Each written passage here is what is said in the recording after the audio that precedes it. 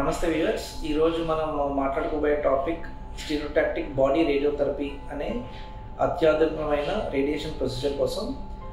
Last కొన్ని వీడియోల్లో మీరు స్టీరియోటాక్టిక్ రేడియో సర్జరీ కోసం వినుంటారు. ఈ స్టీరియోటాక్టిక్ బాడీ రేడియోథెరపీ అంటే ఎక్సెప్ట్ ఫర్ బ్రెయిన్ వేరే బాడీలో ఎక్కడైనా సరే మనకి ఈ యొక్క high precision high dose radiation therapy చేసినట్టయితే దీన్ని మనం స్టీరియోటాక్టిక్ బాడీ రేడియోథెరపీ అంటాం. ఇది ఆల్మోస్ట్ నార్మల్ రేడియేషన్స్తో కంపేర్ చేస్తే అరౌండ్ 10 times హయ్యర్ డోస్ అనేది ఒకేసారి ఇవ్వడం జరుగుతూ ఉంటుంది. ఈ యొక్క ప్రొసీజర్లో మనం 1 to 5 fractionsలో ఈ యొక్క ట్రీట్మెంట్ని కంప్లీట్ చేస్తాము. ఈ యొక్క ప్రొసీజర్ ఏంటి అని అంటే especially useful for tumours in the lungs, small tumours less than 3 centimeters. In fact even larger ట్యూమర్స్లో కూడా దీన్ని వాడవచ్చు. అలానే లివర్ లీజన్స్, అలానే స్పైన్ లీజన్స్, అలానే ప్రోస్టేట్ క్యాన్సర్స్, వీటిల్లో మనం ఈ యొక్క స్టీరియోటాక్టిక్ బాడీ రేడియోథెరపీ అనేది వాడతాం. ఇది మనకి డే కేర్ ప్రొసీజర్గానే తీసుకోవాలి. ఇది పెద్దగా మనం రేడియేషన్ టైంలో కానీ మీకు ఎటువంటి సైడ్ ఎఫెక్ట్స్ అది లేకుండా ఆపరేషన్ అనేది అవసరం పడకుండా ఈ యొక్క స్టీరియోటాక్టిక్ బాడీ రేడియోథెరపీ ద్వారా ట్యూమర్ని మొత్తాన్ని మనం నిర్మూలించవచ్చు. ఈ యొక్క స్టీరియోటాక్టిక్ రేడియోథెరపీ మనం చేసేటప్పుడు మీకు ఒక మాస్క్ అనేది తయారు చేస్తారు. అంటే ఒక పర్టికులర్ బెడ్ లాంటిది ఉంటుంది. ఆ యొక్క బెడ్లో మీరు కదలకుండా ఉండడానికి మీకు ఒక బెడ్ లాంటిది తయారు చేసి దానిపైన స్పెషల్ స్కాన్ అంటే సిటీ స్కాన్ అనేది చేస్తారు. విత్ అవసరమైనట్టుగా మన రెస్పిరేటరీ మూమెంట్ కూడా మనం చూసుకుంటూ ఈ యొక్క స్టీరియోటాక్టిక్ బాడీ రేడియోథెరపీ స్కాన్ జరుగుతూ ఉంటుంది. ఎందుకంటే especially lung or liver tumours మనం చూసుకున్నట్టయితే మన బ్రీతింగ్తో ఆల్మోస్ట్ 2 centimeters పైకి కిందకి మూవ్ అవుతూ ఉంటాయి. ఈ యొక్క మూమెంట్తో పాటు మనం ట్రీట్మెంట్ చేయాలంటే చాలా పెద్ద ప్రదేశానికి మనం రేడియేషన్ అవసరం పడుతుంది.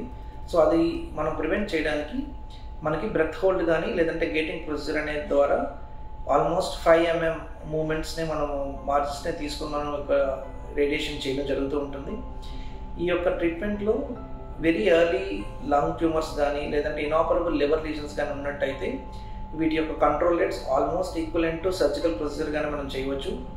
కొంతమంది పేషెంట్స్ ఎవరైతే లాట్ ఆఫ్ స్మోకర్స్ కానీ లేదంటే లంగ్ తాలూకా ఫంక్షన్ అంతగా బాగాలేనప్పుడు సర్జరీ అనేది చేయడం కుదరదు.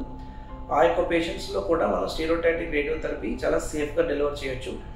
ఎందుకంటే ఈ యొక్క high precision radiation therapy with less margins ఇవ్వడం వల్ల మిగిలిన లంగ్స్కి అనేది సైడ్ ఎఫెక్ట్స్ చాలా తక్కువగా ఉంటాయి. దానివల్ల మనకి ఈ యొక్క అడ్వాంటేజ్ మనం తీసుకోవడం జరుగుతూ ఉంటుంది. ఎస్పెషల్లీ ఫర్ అదర్ లీజన్స్ అంటే కొంత సందర్భాల్లో స్పైన్లో కూడా క్యాన్సర్ స్ప్రెడ్ అయ్యే అవకాశం ఉంటుంది. ఈ యొక్క స్టీరియోటాక్టిక్ రేడియో సర్జరీ అనేది బాడీ రేడియోథెరపీ అనేది మనం ఓన్లీ 2 fractionsలోనే with equivalent to any surgical procedure ద్వారా దాన్ని మనం పూర్తిగా కంట్రోల్ చేయొచ్చు. సమ్టైమ్స్ ఇప్పుడు ప్రోస్టేట్ క్యాన్సర్స్ మనం వింటూనే ఉంటాం కామన్గా. ఈ యొక్క ప్రోస్టేట్ క్యాన్సర్లో కూడా usually radiation therapy normal radiation చేసేటప్పుడు we almost go up to 4 to sometimes even up to 7 weeks of radiation. But ఈ యొక్క స్పెషల్ స్టీరియోటాక్టిక్ బాడీ రేడియోథెరపీ అనే ప్రొసీజర్ ద్వారా మనం ఓన్లీ 5 daysలో ట్రీట్మెంట్ కంప్లీట్ అయిపోతుంది. ఇట్స్ ఓన్లీ a week ప్రొసీజర్లో అప్పుడు మనం complete చేసి మనం ట్రీట్మెంట్ కంప్లీట్ చేసేయచ్చు. ఇన్ఫ్యాక్ట్ మనకి ఈ యొక్క సైడ్ ఎఫెక్ట్ విషయానికి వస్తే ఏ ఏరియాకి మనం ట్రీట్మెంట్ చేస్తున్నామో ఆ ఏరియా యొక్క ప్లేస్లో సైడ్ ఎఫెక్ట్స్ మనం ఎక్స్పెక్ట్ చేయాలి. లంగ్స్ ట్రీట్ చేసినప్పుడు కొన్ని సందర్భాల్లో కాఫ్ రావడం కానీ లేదంటే చెస్ట్ పెయిన్ రావడం కానీ ఉండొచ్చు. But that is easily control with simple medications. అలానే లివర్ ట్రీట్మెంట్ చేసినట్టయితే కొంతమందిలో హెపటైటిస్ అని చూస్తూ ఉంటాం. బట్ మన ఈ యొక్క ప్రొసీజర్ తీసుకోకముందే ఎవరికైతే ఇది హెపటైటిస్ వస్తుందో ముందుగానే మనం గుర్తించవచ్చు. సో తద్వారా మనం ఈ యొక్క ట్రీట్మెంట్ మనం ఎవరికైతే మనం ఇద్దాం అనుకున్నామో వాళ్ళు ఈ యొక్క సైడ్ ఎఫెక్ట్స్ ఏమీ లేకుండా ముందుగానే మనం డెసిషన్ తీసుకోవచ్చు.